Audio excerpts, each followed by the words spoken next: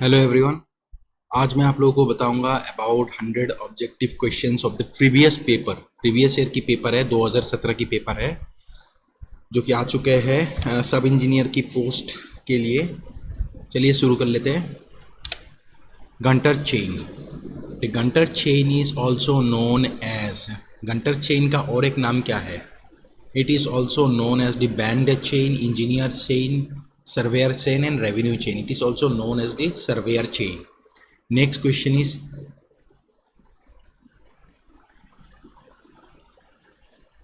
a flow net may be utilized for the determination of. Flow net किस काम के लिए यूज होता है? For hydrostatic pressure, seepage only, exit gradient only, all of this. Flow net तीनों चीज़ों के लिए काम आता है, hydrostatic pressure, seepage only and exit gradient. Next is, in a pitot tube, the velocity of a flowing fluid at any point in a pipe is given by. velocity की formula क्या है? velocity की formula हो जाएगी coefficient of velocity into the root over 2gh. Next question is, in a trapezoidal channel section, what is the condition to keep the depth of flow constant? In order to keep the depth of flowing water या flow water constant, we have to keep the z ratio as 1 by root 3 and theta is equal to 60 degree. Next question is, in a centrifugal pump, a wheel which is provided with a series of backed calves blade or vane is classified as. सारे blades को इकट्ठा हम लोग क्या कहेंगे? Impeller, suction pipe, delivery pipe and casing. इसका नाम क्या होगा? ये हो जाएगी हम लोग का आंसर इम्पेलर. केसिंग का मतलब है, आप लोगों को पता है कि जो बाहर का केस है. डिलीवरी पाइप मतलब जो डिलीवरी किया जाता है. सेक्शन पाइप जो इनलेट पाइप होता है, ठीक है, जहाँ से खींचा जाता है पानी. नेक्स्ट क्वेश्चन है, timber can be made reasonably fire resistant. देखिए, फायर रेजिस्टेंट अगर बनानी हो तो वो प्रोसेस की नाम क्या है? Sir Elwell's process. और उसमें pumping creosote oil into timber under high pressure, ये जो प्रोसेस है ये यूज़ किया जाता है जब हमें टिम्बर को सीजनिंग करना पड़ता है, मतलब सीजनिंग करना है, तब हम लोग इसको यूज़ करते हैं सीजनिंग के लिए. उसके बाद सीजनिंग प्रोसेस वो भी अलग है. सोकिंग इन टिन जिंक क्लोराइड, ये भी सीजनिंग प्रोसेस है. मतलब चारों ऑप्शन में से तीनों ऑप्शन तो सीजनिंग का है, तो जो लेफ्ट हो गया है कोटिंग विथ टार पेंट, ये हो जाएगी हम लोगों की fire resistant. Next, a real fluid in which the shear stress is directly proportional to the rate of shear strain. ये कौन सी फ्लूइड की कैरेक्टरिस्टिक है? ये न्यूटनियन फ्लूइड की कैरेक्टरिस्टिक है. That shear stress is directly proportional to the rate of shear strain. Next question is, a specific speed varying from 8.5 to 30 in turbine is classified as. तो कौन सी देखिए, specific speed जो है ना, बहुतों की बहुत है. मैं बता रहा हूँ आपको कि किस की टरबाइन का स्पेसिफिक स्पीड क्या क्या होगा. एक हो जाएगी 10 से लेके 35, उसके बाद 35 से लेके 60, उसके बाद 60 से लेके 300, उसके बाद 300 से लेके 1000. ये दोनों ही किस चीज़ की है? ये दोनों ही पेल्टन व्हील के है. ये पेल्टन व्हील की है जिसमें सिंगल जेट के लिए होगा, और ये पेल्टन व्हील की है डबल जेट के लिए. ठीक है, ये पेल्टन व्हील सिंगल जेट, ये पेल्टन व्हील डबल जेट. ये हो जाएगी हम लोगों की फ्रांसिस टरबाइन, और ये हो जाएगी Kaplan turbine.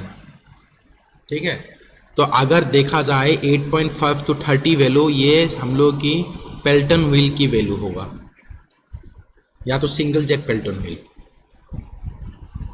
Next question is Brodus mouthpiece is also known as mouthpiece is also known as the convergent, divergent, cylindrical and re-entrant. It is also known as the re-entrant type of mouthpiece. Next question is as per IS 800 steel के code के हिसाब से the effective length of batten column and lacing column. देखिए batten column की पूछ रहा है, दो चीज़ें हैं, एक हो गया लेसिंग और एक बैटनिंग। लेसिंग एक चीज़ है और बैटन्स एक दूसरे चीज़ है। लेसिंग का मतलब है हम लोग लेसिंग इस तरीके से प्रोवाइड करते हैं स्टील के दो मेंबर्स के बीच में, और बैटन्स इस तरीके से प्रोवाइड करते हैं। लेसिंग्स में क्या हो जाएगी, हम लोग 5% इफेक्टिव लेंथ इंक्रीज कर देते हैं, लेकिन बैटन्स में हम लोग 10% इंक्रीज करते हैं। So answer will be 10%। Next question is in the operation of brick manufacturing the पग मिल इज यूज्ड। पग मिल का काम क्या होता है? Pug mill is used for the tempering, temper देना। Next question is doubly reinforce is provided in beam to reduce deflection of beam only, to reduce torsional moment only, when depth of the section is restricted only, all of this। बिल्कुल सही, सब चीज़ों के लिए double reinforcement use किया जाता है जब ये जितने भी फैक्टर्स है हम लोगों की डेफिशिएंसी होगा। Next is this is a mixture of linseed oil putty. Putty is the mixture of linseed oil and white chalk which is use for fixing glass. आप लोगों को अगर ये पता नहीं है तो ये चीज़ से भी आप लोग गेस कर सकते हो, फिक्सिंग ग्लास के लिए यूज़ किया जाता है। Next question is to get a well condition triangle no angle should be less than 30 degree and no angle should be greater than 120 degree. So यहाँ पे no angle should be less than 30 degree हो जाएगी well condition triangle के लिए। Next question is which device is use for measuring the rate of flow of a fluid through a pipe। rate of flow of a fluid through a pipe मतलब हमें velocity find out करना है। so it is the device is named as venturimeter।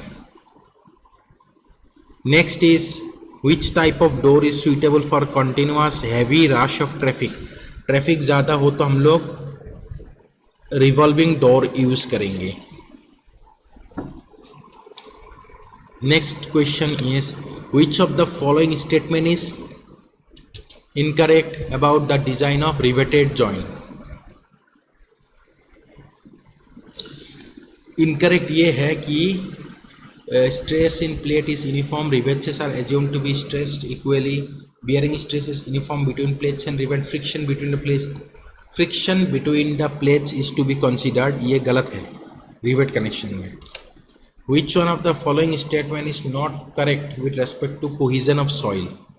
cohesion of soil is greater than cohesion of clayey soil ना। sand जो है cohesionless है तो cohesion of soil decreases as the, हाँ बिल्कुल सही, नॉट करेक्ट हमें पूछ रहा है तो यही इनकरेक्ट है। क्यों?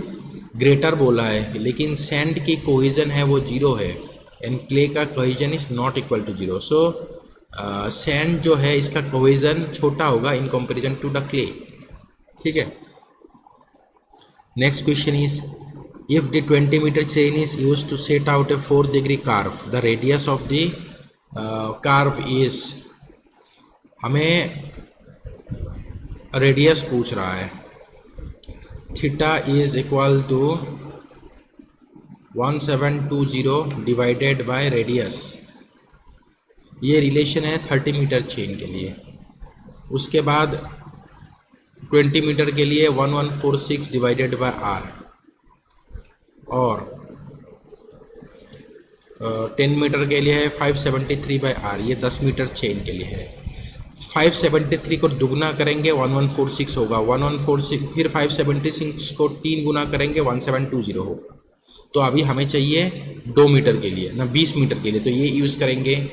सो 1146 ना radius is equal to 1146 divided by 4 degree करेंगे तो हमारे पास जो भी वैल्यू है वही आंसर होगा, और डिवाइड किया जाए तो आएगा वैल्यू 286.5 मीटर। Next question is, if the bearing of the line A B is measured from B towards A. देखिए, अगर ए बी है, ए बी लाइन का बियरिंग है तो ये 4 बियरिंग, और बी ए से मेजर करेंगे तो बैक बियरिंग हो जाएगा। So this one is the back bearing, क्योंकि बी से ए की तरफ मेजर कर रहे हैं हम लोग। Next is, curing compounds are made with the base of which of the following? All of this: rubber, wax, synthetic resin only. Next is, the total latitude and departure of any point with respect to a common origin is called as, with respect to a common origin is called as independent coordinate. एक origin से अगर दोनों ही चीज़ें निकाला जाता है तो उनको इंडिपेंडेंट कोऑर्डिनेट्स कहा जाता है। Next question is, the ratio of the mass of the fluid to is volume, mass by volume, density is equal to weight by volume होता है। तो mass by volume is specific, this one is known as specific mass और mass density. So mass density हो जाएगी mass by volume. Next is, if the flow at which the depth is greater than the critical depth, कौन सा flow होगा? ध्यान रखिए, sub critical, critical and super critical, इनमें Froude's number जो है, फ्रूट्स नंबर सब का मतलब less, Froude's number is equal to 1, और सुपर का मतलब Froude's number greater than 1। But depth जो है, depth is greater than critical depth. So यहाँ पे पूछ रहा है depth is equal to critical depth and here depth is less than critical depth. सो हमें पूछ रहा है the flow at which depth is greater than the critical depth, तो ये हो जाएगी हम लोगों की sub critical flow. Next question is, the cross slope of the pavement surface adopted in macadam road. Macadam road में हम लोग क्रॉस स्लोप यूज करेंगे 1/36। Next question is, the total area of a floor in between wall and consist of floor of all the rooms, verandas, passage, corridors. जितने भी floor है उनको हम लोग कहेंगे floor area. Next question is, the horizontal angle between the true meridian and the magnetic meridian is called, true meridian और magnetic meridian के बीच में जो भी एंगल है उसको हम लोग कहेंगे magnetic declination। next question is, the sharpness of the curve is designated by its, जो कार्व की शार्पनेस होगा वो किसके थ्रू हम लोग डेजिग्नेट करेंगे? By the degree of the curvature. Next question is, देखिए जितनी भी वैल्यू है मैंने नेक्स्ट स्लाइड में आप लोगों को डिटेल्स में बता दिया कि दो चीज़ें हो सकता है, आइसोलेटेड या मोनोलिथिक। आइसोलेटेड का मतलब सेपरेट सेपरेट, मोनोलिथिक का मतलब इकट्ठा। और दो बीम है, T beam and L beam. इसका वैल्यू अगर देखा जाए तो टी बीम के लिए है वो भी आइसोलेटेड के लिए, तो L not divided by the L not divided by the L by the B plus 4 plus breadth of the web. और अगर एल बीम का पूछते हैं इसी फॉर्मूला को हम लोग हाफ मल्टीप्लाई कर देते हैं आइसोलेटेड के लिए, ठीक है। और मोनोलिथिक के लिए वैल्यू जो है एल नॉट बाई 6 हो जाएगी नीचे। बस देखते दिखाते हैं आप लोगों को नेक्स्ट स्लाइड में। देखिए मोनोलिथिक बीम और आइसोलेटेड बीम, ये हो जाएगी breadth of the web plus L not by the 6 plus 6 times of depth T beam के लिए। एल बीम के लिए हो जाएगी breadth of the web plus 0.5 times of multiply by 0.5 multiply by L not by the B, L not by the 6 plus 6 times of depth. और T beam के लिए isolated के लिए breadth of the web plus L not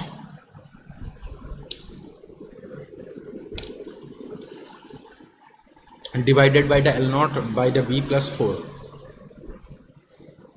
ठीक है, ये T beam और ये एल बीम के लिए। Next question is the intersection of a curved surface with a plane passing through the center of the arc will form a line continuous around the arc and that portion of the line is called as। उस line को हम लोग क्या कहेंगे? that line will be termed as the level line, जो centre of the arc से pass हो रहा है। ठीक है, level line. Next question is the skylights are usually provided for. पहला चीज़ है स्काईलाइट क्या होता है। देखिए, हम लोग घरों के छत पे जो स्लोप्ड रूफ है, स्लोप्ड रूफ में एक ओपनिंग प्रोवाइड कर देते हैं खिड़की की तरह ही, जिसके थ्रू रोशनी आते हैं, तो उसी को हम लोग स्काईलाइट कहते हैं। मतलब मैं आप लोगों को दिखा रहा हूँ पिक्चर इसका। ये सारे जो है स्लोप्ड रूफ, मतलब जो स्लोपिंग सरफेस है, उनमें हम लोग रोशनी के लिए जो भी प्रोवाइड करते हैं उसी का नाम है skylight. So skylight are provided for the sloping surface of the pitched roof. ठीक है, रूफ में प्रोवाइड किया जाता है स्लोपिंग साइड। ठीक है, next question is the distance between bottom of the bridge super structure and high flood level. देखिए, कोई एक ब्रिज है, ठीक है, यहाँ पे पानी जा रहा है और ये ब्रिज है। ठीक है, ये ब्रिज डेक है, तो इनके और इनके बीच में जो भी डिस्टेंस है उसकी नाम हो जाएगी फ्री बोर्ड, पानी और बॉटम लेवल के बीच में। नेक्स्ट क्वेश्चन है the actual amount incurred in producing a commodity which has some value. जो भी वैल्यू होगा उस वैल्यू को हम लोग क्या कहेंगे? तो उस वैल्यू को कहेंगे cost. Next question is the road intersection where all the converging vehicles are forced to move round a large central island. चौराहा ऐसे घूमेगा। ठीक है, तो इसको हम लोग क्या कहेंगे? सिंपल चीज़ है, इसको हम लोग कहेंगे रोटरी इंटरेक्शन, क्योंकि ये round a large central island है बीच में। This is the central island, तो रोटरी इंटरेक्शन हो गया। अब देखिए, जितने भी है clover leaf, staggered intersection, rotary intersection, skewed intersection, इनका मैं डायग्रामेटिकली दिखाया हूँ। क्लोवर लीफ का मतलब है आप लोगों का, ये हो जाएगी क्लोवर लीफ। ठीक है, ये हो जाएगी रोटरी इंटरेक्शन, ये हो जाएगी हम लोगों की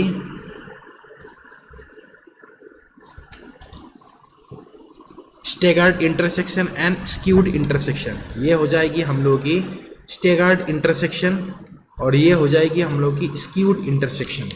ठीक है, स्क्यूड में दो चीजें हैं, left skewed and right skewed, और ये हो जाएगी स्टेगर्ड। नेक्स्ट क्वेश्चन है the lateral deflection of a frame is called.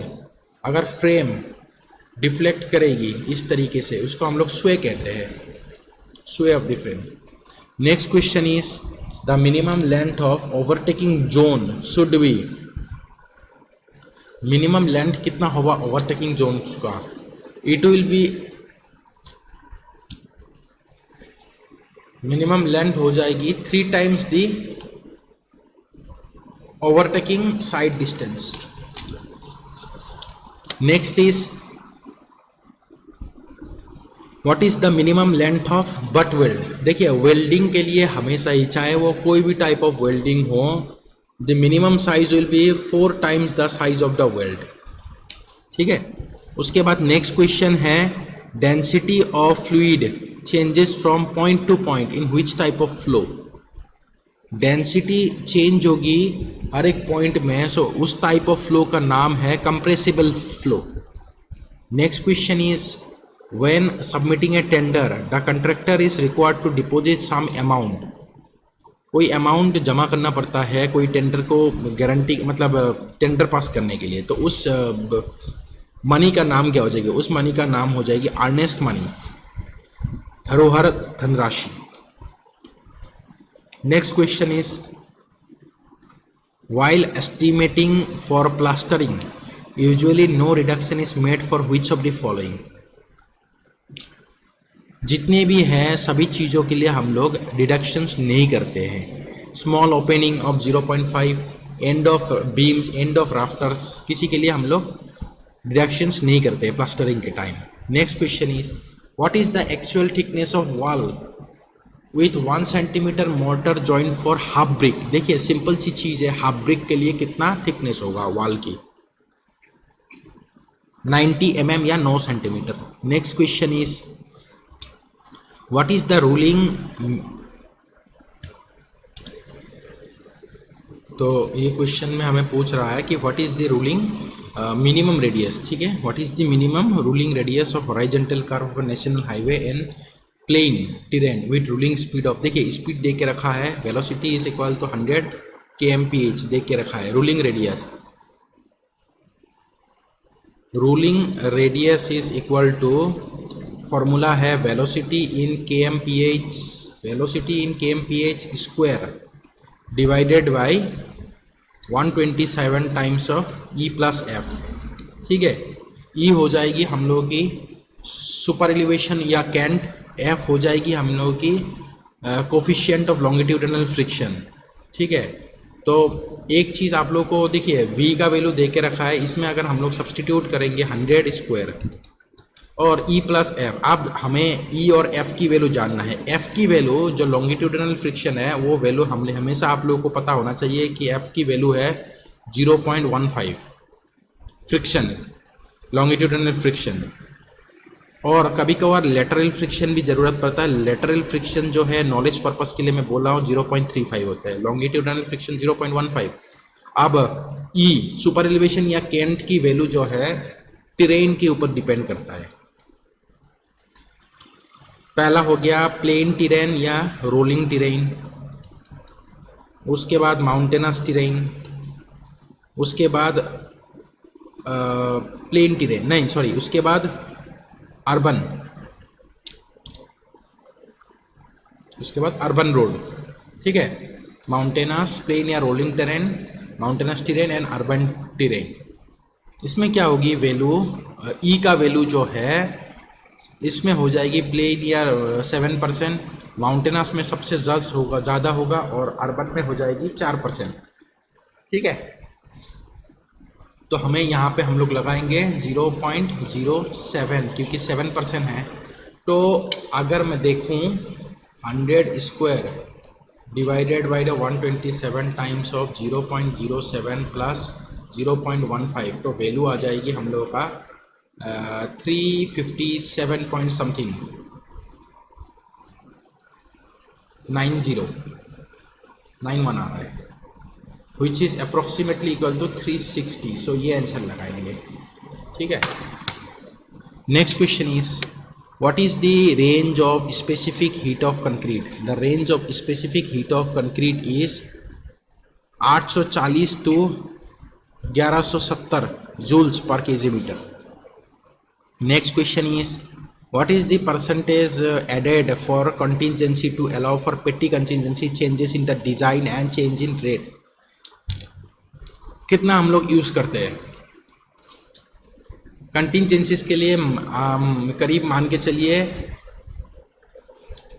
2 से 3% या 3 से 5. देखिए होना इन दोनों में से कोई एक होगा. सो अगर हम लोग देखा जाए कंटिजेंसीज के लिए 5% यूज़ करते हैं तो आंसर हम लोग लगाएंगे 3% to 5%, क्योंकि 1% से कम ही है सारे वैल्यू, मतलब 10% से कम ही है सारे वैल्यू, लेकिन 5% होता है. तो 5% 5 to 6 या 3 to 5, 3 to 5 लगानी है हमें. Next question is what is the initial final setting time of rapid hardening. देखिए इनिशियल सेटिंग टाइम और फाइनल सेटिंग टाइम जो है, initial setting time and final setting time, हर एक टाइप ऑफ सीमेंट की इनिशियल सेटिंग टाइम होती है 30 minute और फाइनल सेटिंग टाइम होती है 10 घंटा. लेकिन एकमात्र जो सीमेंट है जिसकी कम है, जिसकी इनिशियल सेटिंग है 5 मिनट और फाइनल सेटिंग है 30 मिनट, वो हो जाएगी quick setting cement. Quick setting cement क्योंकि ये सेट जल्दी होता है। बाकी हर एक सीमेंट की है फाइनल सेटिंग टाइम 10 घंटे, 10 घंटे मतलब 600 मिनट, तो इसका भी 600 मिनट होगा। Only quick setting time, only quick setting की ही 30 मिनट होते हैं। Next question is what is the width of carriageway to be adopted for lane with रेज। अगर बिना कर्व की होते तो 7 मीटर होता, लेकिन विथ कर्व्स कंबाइन करेंगे तो 7.5 मीटर होगा। What is the method used for calculation of earthwork in road estimate. The method used for calculation of road work in earthwork in road estimate, हर एक चीज मेथड यूज करते हैं। Prismoidal formula, mean section formula, mid section, all of the above. Answer हो जाएगी all of the above. Next question is what is the upper limit of suspended particle in water for the preparation of concrete. Upper limit of suspended particle, upper limit of suspended particle हो जाएगी for the preparation of concrete 2000 ppm।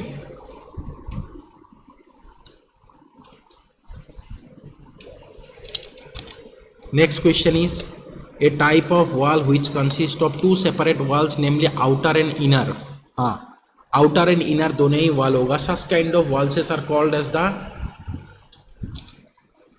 cavity wall। ठीक है, बीच में empty space की तरह होगा, inner portion outer portion दोनों ही होगा, जिसमें हम लोग hollow bricks यूज करते हैं उसी तरीके का। So cavity wall होगा। Next question is intercepting traps are provided at the junction of, जहाँ पे हम लोग की मेन सीवर लाइन है और घरों की सीवर लाइन है, इनके जो भी जंक्शन होता है उनमें हम लोग यूज करेंगे। It is used eight the junction of the house sewer and municipal sewer. Next is for a given discharge the efficiency of sedimentation tank can be increased by. efficiency बढ़ाएंगे when will increase the surface area of the tank। next question is for a circular sewer running full the proportionate weighted perimeter की proportion हो जाएगी alpha by 360 degree. ठीक है, ये सारा values और relationship है, तो इसमें आप लोग देख ही पा रहे होंगे प्रोपोर्शनल पेरीमीटर की वैल्यू क्या है।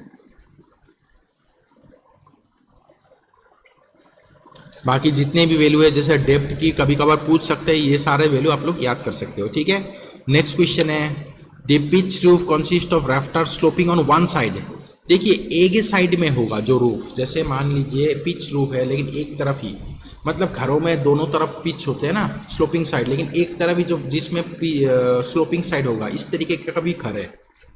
ठीक है, जिसमें एक ही तरफ स्लोपिंग होगा, that one is known as lean to roof. Next question is the most suitable location of canal headwork is trough stage of the river। Next question is the vertical and horizontal member of door frame are termed as।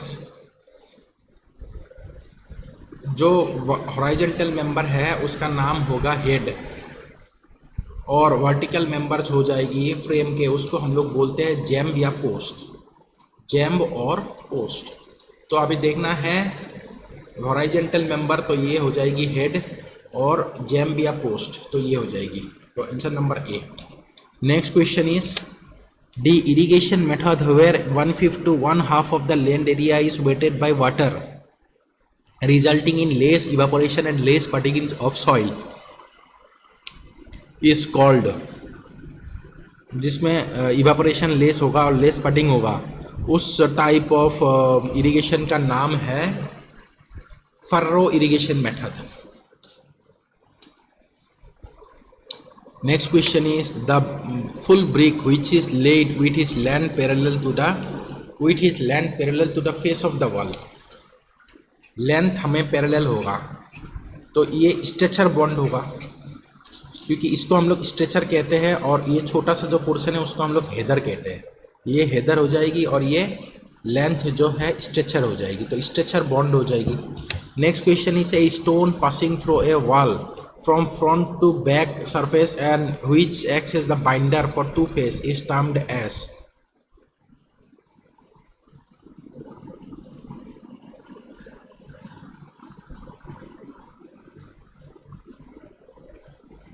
Back to front to back face and which acts as binder for two faces दो faces के लिए binder होगा, तो उसका नाम हो जाएगी through stone.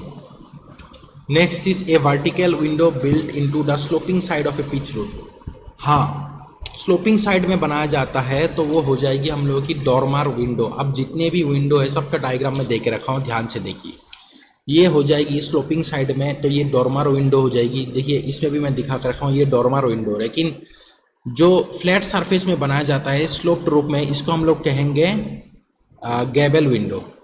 ठीक है, ये हो जाएगी हम लोग की गैबल विंडो।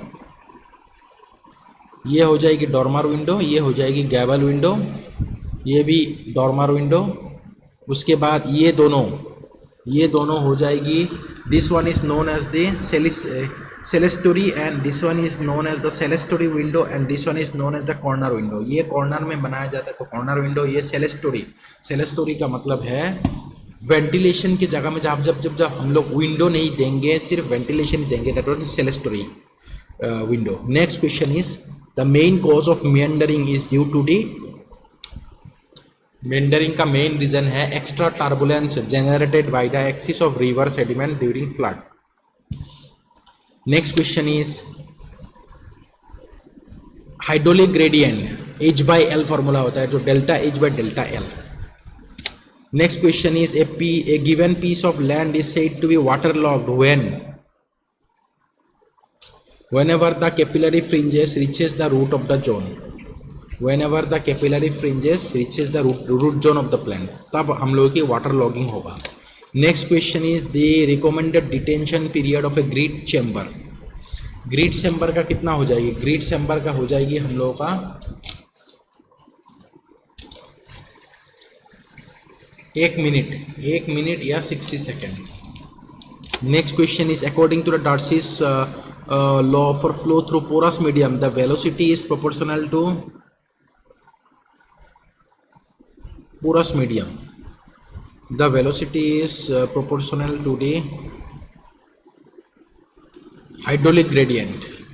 Darcy's law के हिसाब से velocity is directly proportional to hydraulic gradient होगा, V is directly proportional to I. Next question is the porosity of the soil is close to 33% the void ratio। देखिए पोरोसिटी और void ratio के बीच में relationship है, void ratio is equal to n by 1 minus of n, porosity by the 1 minus of n, so 0.33 divided by 1 minus of 0.33। अगर ये किया जाए तो वैल्यू कितना आएगा? 0.33 डिवाइडेड बाय 1 माइनस ऑफ 0.33, तो वैल्यू आ जाएगी हम लोगों के पास 0.5। Next question is the zero air void curve is non linear going to, reason क्यों है non linear? Because of the dry density at 100% saturation being a non linear function of the void ratio. तो zero air voids line ये हो जाती है, और ये भी साथ में हम लोगों की नॉन लीनियर है, 100% सेचुरेशन लाइन या जीरो एयर वॉइड्स लाइन या 100% सेचुरेशन लाइन, जो कि नॉन लीनियर फंक्शन है वॉइड रेशियो का, तो इसके कारण।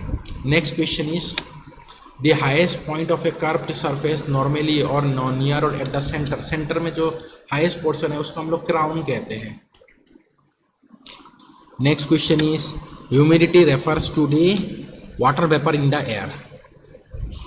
Next question is which of the following empirical formula is not used for determining of the rate of fire demand। Fire demand के लिए Freeman's formula, Buston's formula, Kuichling's formula, लेकिन Goodrich formula जो है ना, ये हम लोग यूज़ करते हैं in order to find out the relationship between average flow and maximum demand. Next question is which one of the following method is mostly used in rural areas for defluoridation. Fluoride पानी में ज़्यादा होगा तो Nalgonda technique use करते हैं defluoridation के लिए, Nalgonda technique. Next question is which of the following instrument is use to measure small colour intensities. Colour के लिए नेफ्लोमीटर, ठीक है, नेफ्लोमीटर यूज़ किया जाता है हम लोगों की टर्बिडिटी के लिए, Baylis turbidity, meter turbidity, Nessler tube turbidity, so tintometer use करते हैं। So answer will be tintometer is used to measure। बाकी सारे नहीं है। इसका आंसर जो है टिंटोमीटर होगा। Next question is BOD 5 at 20 degree Celsius should not be more than, BOD ज़्यादा नहीं होना चाहिए for discharging the treatment effluent into the inland surface water, it should not be more than 30 mg पर litre. सारा चीज़ें दे के रखा हूँ, इनलैंड सरफेस वाटर करने 30 mg पर लीटर होना चाहिए मैक्सिमम, उससे ज़्यादा नहीं। नेक्स्ट क्वेश्चन इज दो चीज़ें हैं कंसिस्टेंसी इंडेक्स। हमें दो चीज़ें पता होना चाहिए, consistency index and liquidity index. Consistency index is equal to WL minus of the W by IP and liquidity index is equal to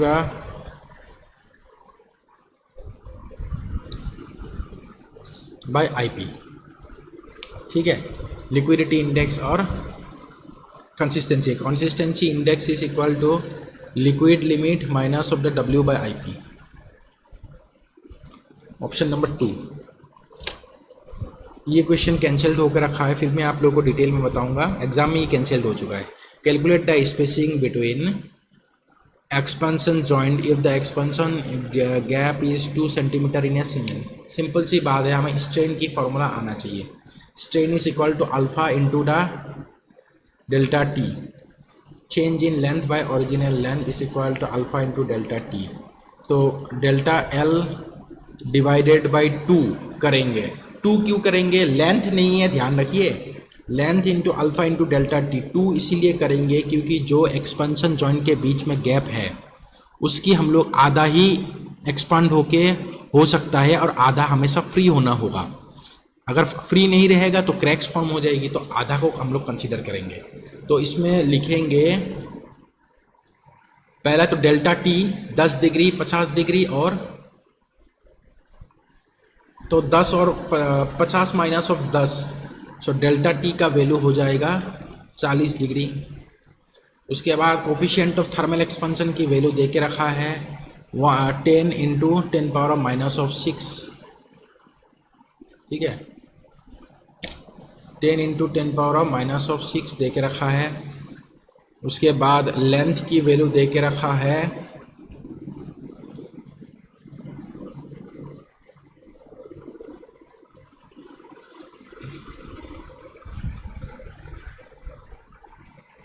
2, और हमें चेंज इन लेंथ या स्पेसिंग कैलकुलेट करना है। तो इसका जो वैल्यू है वो हो जाएगी, सारा वैल्यू L दे के रखा है 2, तो सारा वैल्यू डेल्टा L निकालनी है स्पेसिंग, तो वैल्यू हो जाएगी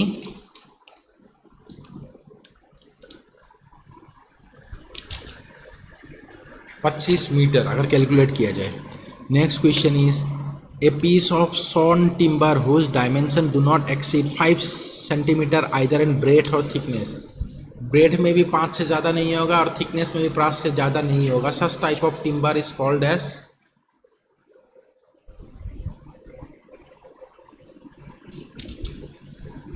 बैटन। बैटन होगा, छोटा दोनों तरफ। नेक्स्ट क्वेश्चन है which metal are called noble metals. Noble metals हो जाएगी gold and platinum. Next question is which of the following statement is cancelled हो चुका है ये क्वेश्चन भी। Dilution of surfactants in the concrete mix result in the increase in the decrease in the curing duration, increase in the density। उसके बाद increase in the water cement ratio, surfactants increase करेंगे। तो इनमें से कौन कौन सा हो जाएगी। सर्फेक्टेंट्स अगर हम लोग प्रोवाइड करेंगे तो सरफेस एरिया हम लोग की ज़्यादा हो जाएगी और पानी कम ज़रूरत पड़ेगा क्योंकि सरफेस एरिया ज़्यादा बाहर निकल के आ जाएगा। ठीक है, next question is surfactants use करने से इंक्रीज इन द स्ट्रेंथ भी होगा और इंक्रीज इन द डेंसिटी भी होगा। नेक्स्ट क्वेश्चन इज इसका तीनों ही ऑप्शन है 2, 3, 5। Next a saturated sand sample has a dry unit weight of इतना specific gravity of 2.6 unit weight of. हाँ ठीक है, इसमें दे के रखा है dry unit weight 18, unit weight of water 10, उसके बाद स्पेसिफिक ग्रेविटी 2.65। सो एक फार्मूला आप लोगों को शायद पता होगा, gamma D is equal to G into the gamma W by 1+E। इस फार्मूला से मैं पहले वॉइड रेशियो निकालूंगा। वॉइड रेशियो निकालने के बाद और एक फार्मूला है E is equal to W G by S. Void ratio is equal to the water content, ये निकालना है हमें। Water content specific gravity by degree of saturation. अब डिग्री ऑफ सेचुरेशन एस की वैल्यू क्या हो जाएगी, देखिए यहाँ पे सेचुरेटेड सैंड लिखा है। सेचुरेटेड सैंड का मतलब है 100% सेचुरेशन, मतलब 1 हो जाएगी इसकी value, which is equal to 1।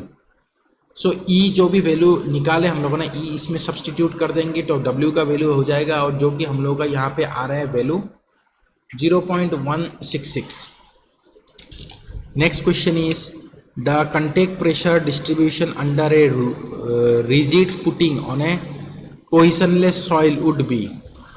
देखिए डिटेल्स में आप लोगों को बता रहा हूँ, रिजिड फुटिंग और फ्लेक्सिबल फुटिंग। पहला चीज है फ्लेक्सिबल फुटिंग और रिजिड फुटिंग, ठीक है।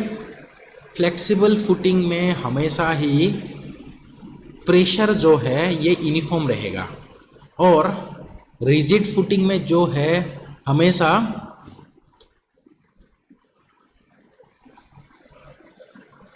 जो डिफ्लेक्शन है वो यूनिफॉर्म रहेगा या कांस्टेंट रहेगा। दिस फ्लेक्सिबल फुटिंग में contact pressure is constant, contact pressure is constant. यहाँ पे डिफ्लेक्शन या सेटलमेंट, या तो डिफ्लेक्शन कहेंगे या तो सेटलमेंट कहेंगे, ये कांस्टेंट रहेगा। बाकी वेरी क्या होगा फ्लेक्सिबल फुटिंग में, बाकी जो चीज रह गया, दो ही चीज हम लोग निकालते हैं, एक हो गया कंटेक्ट प्रेशर और एक हो गया सेटलमेंट या डिफ्लेक्शन। अब इसमें अगर कॉन्टेक्ट प्रेशर कांस्टेंट है तो इसमें सेटलमेंट वेरिएशन वेरी करेगा, और इसमें सेटलमेंट अगर कांस्टेंट है तो कॉन्टेक्ट प्रेशर वेरी करेगा, ठीक है। तो अभी हमें पूछ रहा है कि रिजिड फुटिंग में मतलब इसमें कॉन्टेक्ट प्रेशर की वैल्यू क्या होगा, कौन सी टाइप ऑफ सॉइल के लिए, कोइजनलेस सॉइल के लिए, मतलब सैंड के लिए। सैंड के लिए सेटलमेंट इस तरीके का हो सकता है सैंड के लिए, तो maximum at the centre, 0 at the edges and maximum at the centre, sand के लिए। बाकी क्ले के लिए ऑपोजिट होते हैं, ये हो जाएगा क्ले के लिए।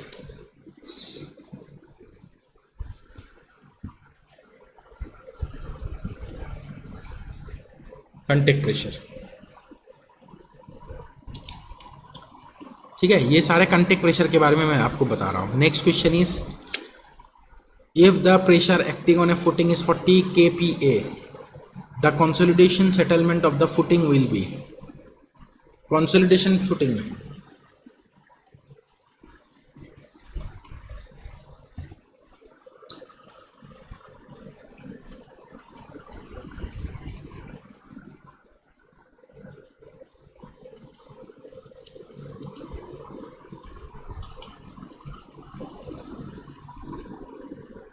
ये हो जाएगी हम लोगों की कंसोलिडेशन सेटलमेंट निकालने की फॉर्मूला। लेकिन इसमें बहुत ऐसे चीज़ें जो देख के नहीं रखा है, तो इसको याद रखना होगा। It's value will be 89 metre. Next question is temporary arrangement of boardings, walings and strut which is provided to give support to the sides of the trench. अगर मान लीजिए एक वॉल है, उसमें मैं सपोर्ट दे दूंगा साइड से, उसको हम लोग कहेंगे टिम्बरिंग या शोरिंग। टिम्बरिंग या शोरिंग, शोरिंग भी कभी कभार हम लोग इसको शोरिंग कहते हैं या टिम्बरिंग कहेंगे। Next question is which one of the following, which of the component strengthens the wall to resist lateral pressure without buckling?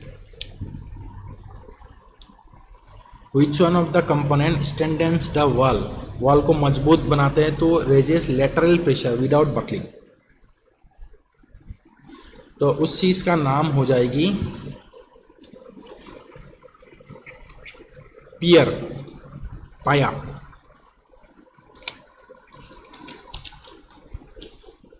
What is the minimum horizontal distance for locating a PV pit from a well or a hand pump? From a well or a hand pump.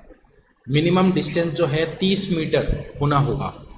Next question is which of the following statement is incorrect with respect to water logging? Water logging हो जाए तो कौन सी statement incorrect होगा? Water logging अगर हो जाए तो हम लोग extensive irrigation should be adapted, intensive नहीं कर सकते. नहीं, अवॉइडेड बोल रहे हैं. Intensive irrigation should be avoided. हाँ, एक्सटेंसिव यूज करेंगे ना.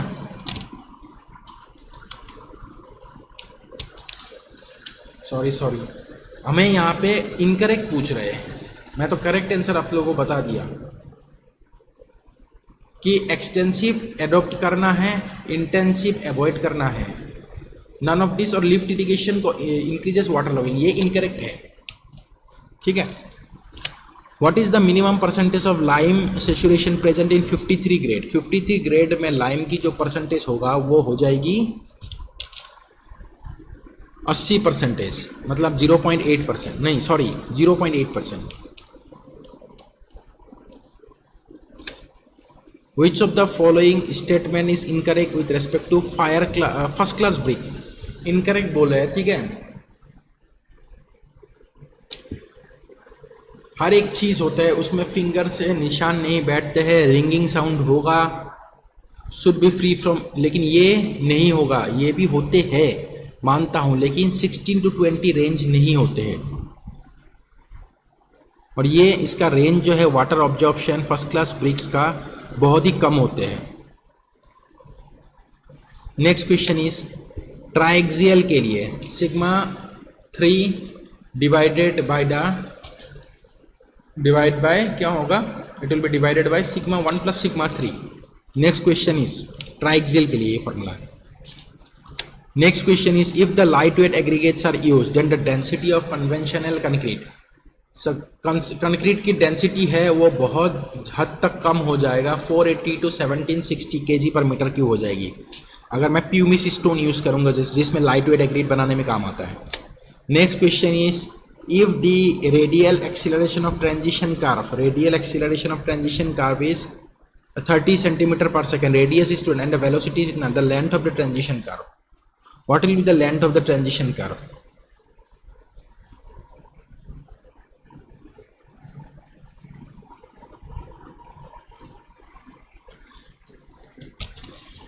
इसका लेंथ हो जाएगी 46 metre. Next question is the line of sight generates a vertical plane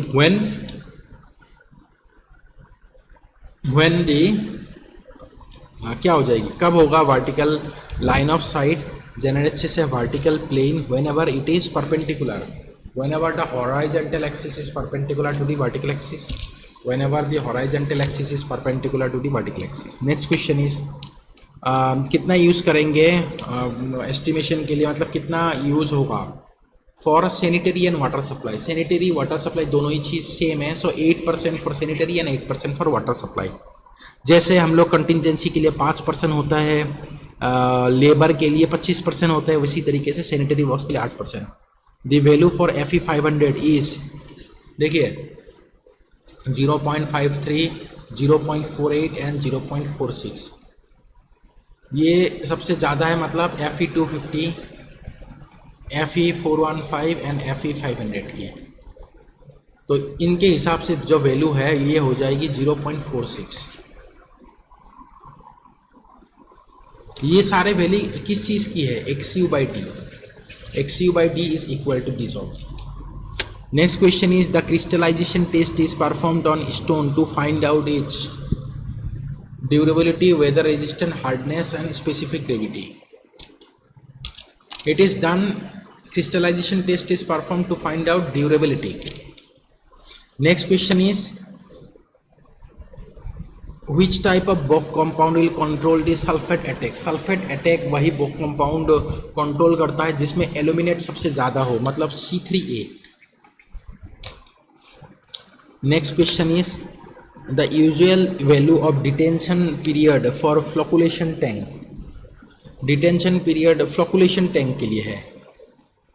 तो फ्लोकुलेशन टैंक के लिए डिटेंशन पीरियड, देखिए दो चीज़ें आप लोगों को मैंने ऑलरेडी बताया था। एनवायरमेंटल, जब वेस्ट वाटर इंजीनियरिंग की वीडियोस मैंने बनाया था, मतलब 100 ऑब्जेक्टिव क्वेश्चंस, उसमें बताया था कि सेडिमेंटेशन टैंक जो है उसका डिटेंशन पीरियड हो जाएगी 4 to 8 आवर्स, और सेडिमेंटेशन टैंक विथ कोएगुलेंट 2 घंटे to 4 घंटे होगा डिटेंशन पीरियड। लेकिन detention period for flocculation tank जो है वो हो जाएगी 20 मिनट से 60 मिनट, 1 घंटे के अंदर। Next question is, according to IAS 10500 2012 what is the desirable limit for residual chlorine. Residual chlorine की लिमिट है 0.2, 20%। The geological formation which is neither porous nor permeable. Porous भी नहीं है, परमिएबल भी नहीं है, और जिससे हम लोग ईल्ड भी नहीं कर सकते, मतलब टोटली ही फ्यूज्ड है वो चीज़, जिससे हम लोग अंदर भी नहीं जा सकता, बाहर भी नहीं ला सकते, मतलब फ्यूज हो, इसकी फ्यूज उड़ चुका है। तो इससे आप लोग याद रखिए, तो that one will be aquifuge. Next question is, the following two statement are with respect to different sand sample having same relation. Poorly graded sand will have lower friction angle, बिल्कुल सही। The particle which has no influence on the friction angle, ना, इसका मतलब statement 1 is true but 2 is false, friction angle के ऊपर depend करता है। Next question is, the gross commanded area for a distribution is 600। Area total है gross command area, okay, gross area है 6000 hectare. Culturable command area, culturable command है, gross area है 6000, culturable command area है 80% of 6000, 80% of 6000 हो जाएगी, तो 6000, 80% of 6000 हो जाएगी कितना, 80% ऑफ 6000 हो जाएगी 4800 कल्चरेबल कमांड एरिया। अब पूछ रहा है द इंटेंसिटी। इंटेंसिटी का मतलब है कि कितना परसेंटेज लैंड हम लोग इरिगेट कर सकते हैं out of culturable command area. Culturable command area की 10% हम लोग इरिगेट कर सकते हैं, 5% इरिगेट करके, वही है इंटेंसिटी, क्योंकि पूरा इरिगेट नहीं कर पाएंगे। और ये इरिगेट जो है ये थ्रू आउट द ईयर होगा, पूरा साल में कंटिन्यूसली इरिगेट होगा, that is intensity. So rabi crop के लिए 50% और खरीफ के लिए, रबी के लिए 50% और खरीफ के लिए 25%, मतलब 50% ऑफ 4800 हो जाएगी 2400 हेक्टर, और 25% हो जाएगी 1200 हेक्टर, ठीक है। ये हो गया इंटेंसिटी खरीफ एंड रबी की। If the average duty at the head of the distribute, duty दे के रखा है, ड्यूटी दे के रखा है कितना है, 2000 हेक्टर पर क्यूमेक। तो हमें निकालनी है if the average duty of the head at the head of the distributor इतना है फॉर रबी एंड इमाम, एंड फॉर एवरेज ड्यूटी है 1000 फॉर रबी की ड्यूटी है, और खरीफ की ड्यूटी है 1000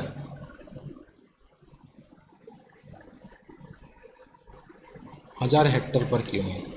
तो हमें क्या निकालनी है, हमें निकालना है, देखिए जब कुछ समझ में नहीं आए तो आप लोग को देखना है, हालांकि यहाँ पे कह भी रहा है डिस्चार्ज हमें निकालनी है, और आप लोग डिस्चार्ज जो है क्यूमेक में है, ऑलरेडी क्यूमेक में भी है।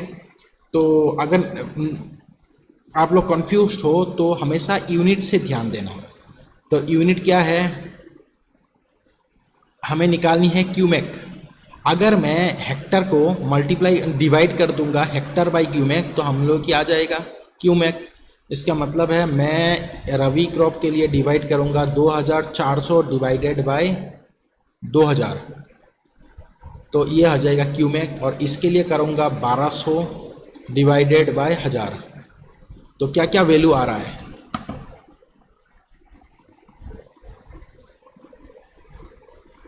1.2 वैल्यू आ रहा है, इसका वैल्यू आ रहा है 1.2, और इसका जो वैल्यू है वो भी आ रहा है 1.2। इसका मतलब है दोनों के लिए 1.2 क्यूमैक हो जाएगी डिस्चार्ज। ठीक है, तो ये हो गया फाइनली इस आंसर की सॉल्यूशन। ठीक है, तो इतना ही था आज की सेशन में। Total 100 questions of previous year, ठीक है, एमपीपीएससी के लिए, सब इंजीनियर की पोस्ट के लिए। अगर आप लोगों को वीडियो पसंद आया हो then please like the video, and if you have not subscribe my channel, subscribe my channel for getting updates. ठीक है, एंड थैंक्स फॉर वॉचिंग।